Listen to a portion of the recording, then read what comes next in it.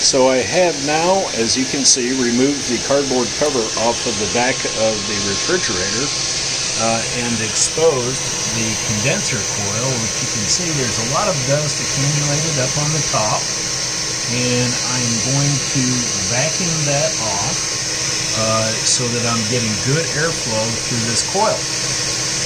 Essentially, what happens is if you don't keep that clean, it will cause this guy right here, the compressor, to get too hot and overheat and work way too long, which will shorten its life significantly and can actually damage the compressor.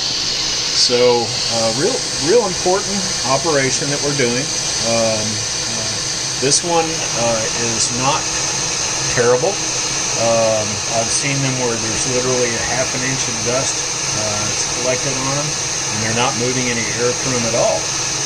But that's the idea with maintenance: is you keep it like it's working as it was designed. Thanks. Be right back.